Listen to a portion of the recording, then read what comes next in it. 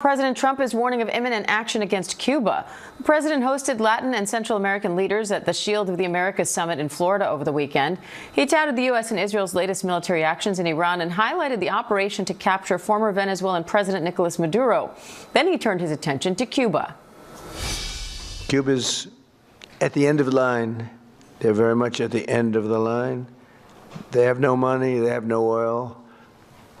They have a bad philosophy. They have a bad regime that's been bad for a long time. But Cuba is in its last moments of life, as it was. It'll have a great new life, but it's in its last moments of life the way it is. Millions in Cuba are currently without power amid an oil shortage triggered by Maduro's capture. Let's bring in American University research fellow Ricardo Torres for more on this. Hi, Ricardo. Thanks for coming on. So what do you make of the president's comments? Yeah, I mean, it's important to say that we cannot understand what's happening in Cuba only through the events of early 2026. Reality is that Cuba has been through a significant economic crisis for years, including power outages, high inflation. So, the pressure that the Trump administration is putting on the island has only made an already bad situation worse. People are feeling the pain. Life was already difficult, and now it's even more challenging. So my impression is that the only way for Cuba to get out of this situation is through a negotiation with the United States. I have to say that it's not very popular in Cuba, some sort of negotiation, given the external pressure that the country is receiving, but that's the way I see it right now. Cuba's been in an energy crisis for a long time now. How bad is it now that they can't rely on Venezuela for oil shipments? Yeah, I mean, it got worse, especially because, Cuba does produce some oil, but the two main factors lie behind the energy crisis. And as you said, that's been going on for years. On the one hand, the state of the grid infrastructure, lack of maintenance, significant investments has made it very unreliable. And on the other hand, the lack of fuel. And now, since Cuba is getting very little, if any, oil from overseas, that means that, for instance, Cuba cannot use its distributed generation sets. Those use mostly diesel and fuel oil. And so that situation, well, again, power outages are becoming even more frequent and longer. And for families, for instance, they rely on electricity to cook. So, yes, it's an unsustainable situation, I would say. President Trump has floated the idea of a friendly takeover of Cuba. What do you think he means by that?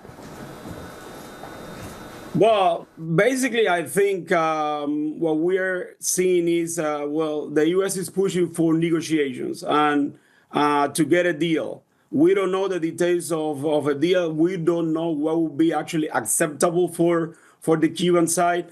At this moment, the U.S. has the upper hand in this negotiation. Cuba is in a very weak position. And so I think the bottom line here is, the two sides are negotiating a sort of a deal, then, allowing Cuba essentially to get out of this situation with some relief from sanctions. The Trump administration is reportedly preparing an economic deal that could reduce travel restrictions to Cuba. What do you think it would take for Cuban leaders to consider a deal? Right.